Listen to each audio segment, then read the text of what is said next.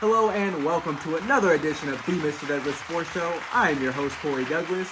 This show will be featured on YouTube, Instagram, Facebook, and Twitter. Don't forget to like and subscribe on YouTube and give me a follow on Instagram and Twitter at TheMrDouglass. Alright, so today I'm going to go around the NBA. I'm going to take a look at the AllStar festivities from this past weekend and look ahead to the Mavs second half as well as the rest of the NBA. Okay, so as far as the NBA All-Star Weekend, I'm going to start with the dunk contest. There's been a lot of the controversy saying Aaron Gordon got robbed, and I don't necessarily see it that way. So I realized the end result was Aaron Gordon scored 297 out of 300 points possible for the dunk contest, 5 straight 50s. But his last dunk, dunking over Taco Fall, I know he's 7'6", but he didn't even clear him. So that dunk particular, I don't think he got robbed. I think, he had a great night as far as all the dunks. I think at the very best case scenario for Gordon, maybe it should have been a tie between him and Jones. Okay, so let's take a look at the All-Star game. The first 3 quarters are, as you expect, not a whole lot of defense, a lot of, flashy passes, alley-oops, dunking, exciting basketball. But the fourth quarter was, typically every year, the NBA players, they step it up in the fourth quarter. They start playing because, competitors like to win. So even though it's a meaningless game, the guys are still out there competing to some extent. That had playoff intensity. I think this was probably the best All-Star game that we've ever seen in NBA, NFL, MLB, any sports, honestly. So I definitely think Adam Silver nailed it there. Now, I do have a couple of concerns on that just because, guys were out there hitting the ground. I can think of a couple examples, and me and my brother were actually talking about this, where I don't know how long that can last at that intensity. Even though it's just a quarter, I don't think these teams out there are going to allow that or like that, where, there was a couple of times where Giannis, Joel Embiid, Lowry was out there taking charges, but, you know how a team would feel if their player got hurt in a meaningless All-Star game? So I don't know how, I don't think that's going to be able to stick at that intensity. But I think that was a hell of a way to honor Kobe. Team LeBron was wearing number 2. Team Giannis was wearing number 24. I think that was a nice touch. One last memory as Kobe.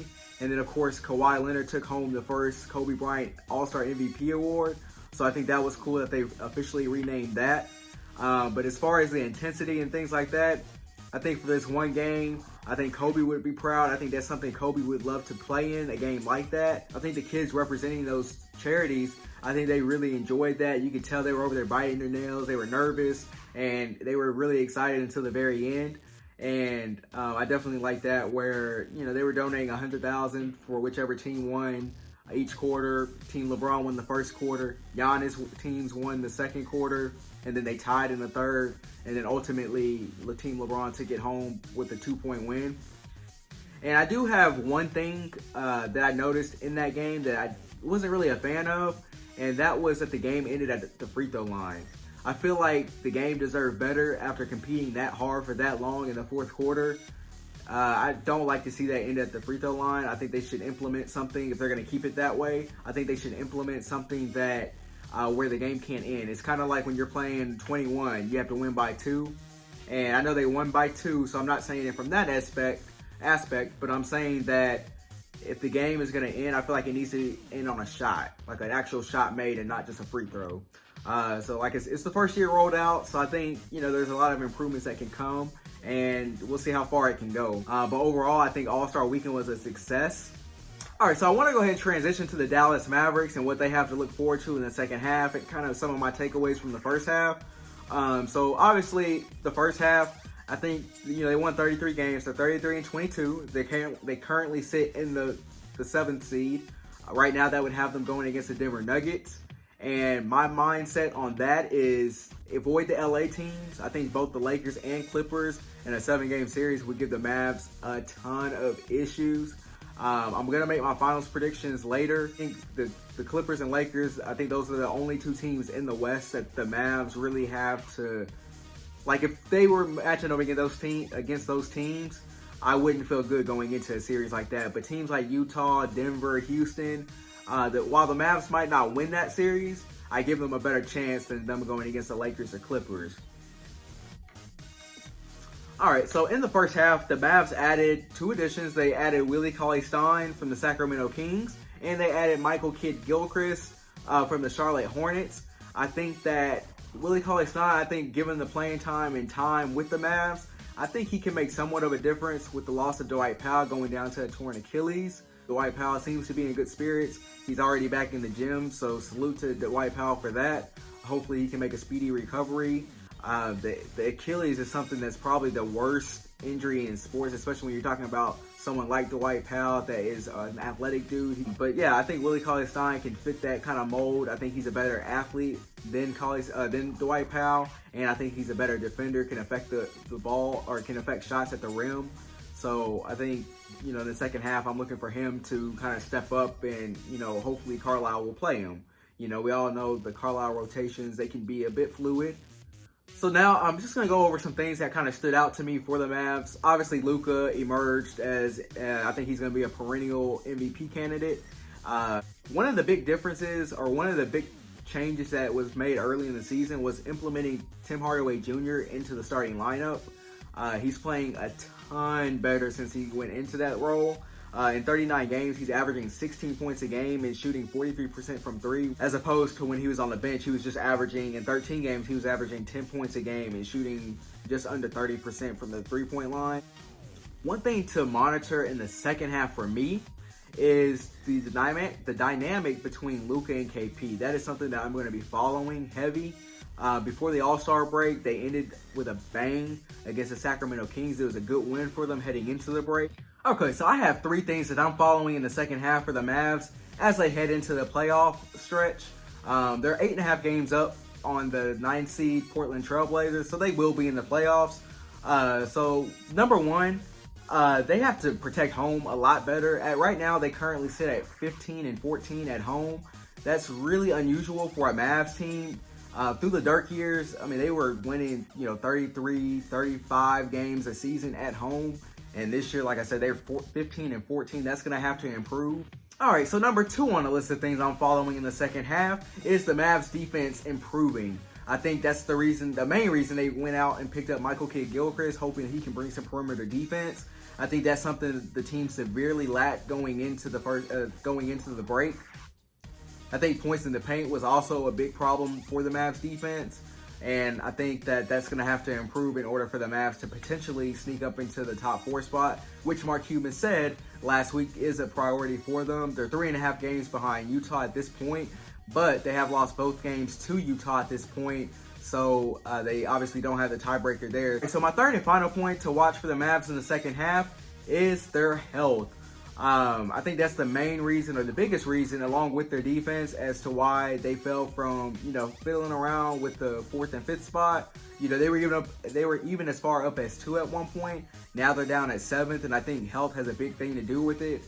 You have Luka that's missed a few games. KP basically missed the month of January. Hardaway's missed time. Seth Curry's missed time. So I think maintaining their health will go a long way into securing the Mavs in the playoffs and avoiding one of those matchups against the Lakers or Clippers.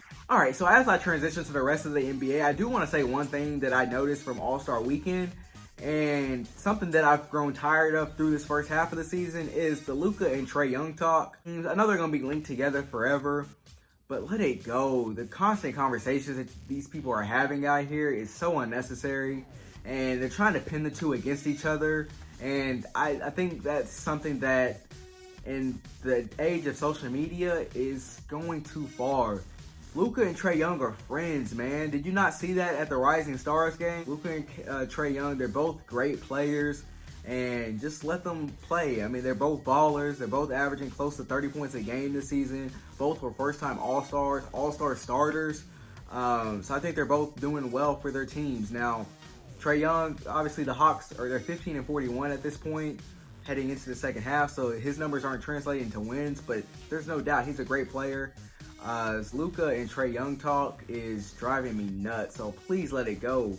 All right, so let's go around the NBA real fast. I'm going to start by taking a look at my winners and losers from the NBA trade deadline. First up for my winners, the Los Angeles Clippers. They acquired Marcus Morris. And I think that just goes into the type of team they're building. They're a tough team. They're a physical team. They're a team that will defend you. I think in a 7-game series, once the playoff time rolls around, I think they're going to be a very, very tough out. And that was the case before Marcus Morris, but this just adds to it. Also on my winners list is the Miami Heat. They acquired Andre Iguodala from the Memphis Grizzlies, and they acquired Jay Crowder. And I think those are big time pickups. Obviously, you have Jimmy Butler, so that's another team that's going to be able to present a lot of perimeter defense, and they be a big factor come playoff time. And I think they both have a chance to make a deep run. All right, so my biggest loser from the NBA trade deadline was the Los Angeles Lakers, and obviously they didn't make any moves. So I think the biggest thing, it's not even that they didn't make any moves, is why they're the biggest loser, is that their in-state rival became better and acquired one of the players that the Lakers were looking at with Marcus Morris. The Knicks were asking for Kyle Kuzma in that deal, so I don't think that was probably best that they didn't make the move, but the fact that he stayed in-state and went to the Clippers, I feel like the Lakers fell even further behind the Clippers, and I think in a 7-game series, I think the Clippers have a lot of bodies to throw at Anthony Davis. And I'm not saying Anthony Davis is soft, but he's not the toughest around the NBA, that's for sure. All right, so I have 3 teams that surprised me from the first half. And starting with the Oklahoma City Thunder, obviously they had to get rid of Paul George and Russell Westbrook this past offseason. And they're sitting at the 6th seed in the West right now as it currently stands. I think coming into the season, I know I expected, along with a lot of other people, expected them to be unloading people at the trade deadline, like Chris Paul, Gallinari, Steven Adams, another piece that I expected them to unload at the deadline. But they are currently sitting in the 6th seed and in good position for a playoff spot. Number 2, I think, is the Toronto Raptors, and I think the job that Nick Nurse is doing as head coach over there is outstanding. Obviously, they lost Kawhi this season, but they have battled all sorts of injuries this year. Siakam has missed time. Kyle Lowry's missed time. Marc Gasol, Fred VanVleet. And they're still second in the East. They actually just had a 15-game win streak snap right before the break against the Indiana Pacers. So I think what they're doing in Toronto, I think they're going to be a factor in the East. And I think that Milwaukee's going to have to look out for them again. And then my third and final team that really surprised me from the first half is the Memphis Grizzlies. Obviously, I think they have the Rookie of the Year in Ja Morant. I got to see him live at the game a couple of weeks ago here in Dallas, and the dude is smooth. I mean, they have a lot of guys over there a lot of young guys over there that are just really coming into their own. Jaren Jackson Jr. is a name that's really improved this year. I think he'll be in consideration for the most improved. So yeah, I think what they're doing over there is really impressive. They currently sit in the 8th spot. It remains to be seen if they'll be able to hold on to that spot, but that's going to be a team to watch in the second half. Now, they do have the toughest schedule in the NBA for the remainder of the season. We'll see how that young team handles that. Okay, so before I transition over to my most disappointing team in the NBA, I'm going to go ahead and share this with you guys. So I have developed a list over the past few years since I really started, understanding the game of basketball. I have guys where I look at them and I look at their play style and just look at the results that they have in postseason games, and I'm just like, they're just not going to win a championship as a 1 or 2 option. So I'll give you an example. So I'll just start in Houston. Russell Westbrook and James Harden, that's not going to lead to a championship there. I know one thing I do praise Houston with is they don't ever sit still. They're always looking to evolve and, try to better themselves or try to start a new trend in the NBA. But this trend is not going to lead to a championship. Chris Paul is on that list of guys that, as a number 1 guy, he's never going to win a championship. Former Toronto Raptor DeMar DeRozan, LaMarcus Aldridge, those two together, they're not going to win a championship in San Antonio.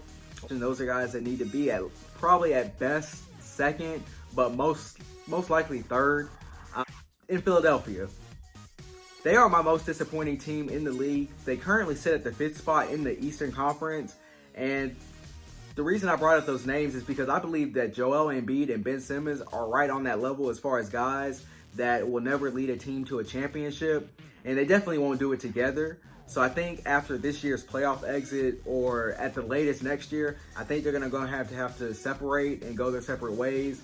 And because I think the two together just aren't, they don't mesh well. And I think a big part of that is Ben Simmons' inability to shoot or unwillingness to shoot. That's not going to cut it in playoff basketball when you go against minds like Eric Spoelstra. You have Brad Stevens over in Boston, Nick Nurse in Toronto. So yeah, I think Philadelphia, they're my most disappointing team. And I think it starts with Joel Embiid and Ben Simmons. All right, so now I have a team that is not currently in the playoffs that I expect will be in the playoffs by the end of the season, and that is the Portland Trail Blazers.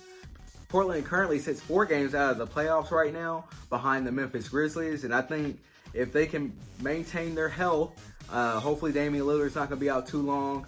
Joseph Nurkic is on his way back. Zach Collins is on his way back. Trevor Ariza was a sneaky good pickup for Portland. Whiteside has really started balling. So I think that they have what it takes to overtake the Memphis Grizzlies as the 8th spot in the West. I think the thing that plays into part of that thinking is they do have the 6th easiest schedule remaining in the NBA. So I think they'll be able to make some headway on that part. And they have a lot of home games coming up. So I think they'll be able to take advantage of those home games. And I think couple that with Memphis having the toughest schedule in the league down the stretch, I think that Portland will overtake Memphis for that 8th and final playoff spot in the West. All right, so before I make my NBA Finals prediction, I'm going to go ahead and give my top 3 MVP candidates as it currently stands. Number 1, I have Giannis from the Milwaukee Bucks. I mean, they're 46-8, and I mean, they're just ridiculous right now. They're clearly the best team in the East. Number 2, I have LeBron. They're the number 1 seed in the Western Conference as it currently stands today. And then number 3, I have Luka. And the reason Luka's in there is pretty obvious. This team wasn't expected to be as good as they are. That team being the Mavs. So I think Luka definitely deserves to be in the top 3 and at the award show in California during the summer. All right, so just for the record, I did have the Clippers versus the Bucks for my NBA Finals matchup before the season. And as it currently stands today, I don't see any reason to change that. I think they're the 2 best teams in the league, although the Clippers are, I mean, they've only practiced together about 10 times this season, I think is what Kawhi Leonard said after the AllStar game. So I think as they able to build towards getting fully healthy, the addition of Marcus Morris, adding to making an even tougher team tougher, I think that they can still currently stand. And I think Milwaukee's just the class of the East. I do think Toronto and Miami can make it tough, but I think Milwaukee does have what it takes to get over the hump this season. So again, that is the Los Angeles Clippers taking care of the Milwaukee Bucks. I'm going to say in 6 games in the NBA Finals, and I think the Clippers will win their first ever NBA championship. Until next time, salute.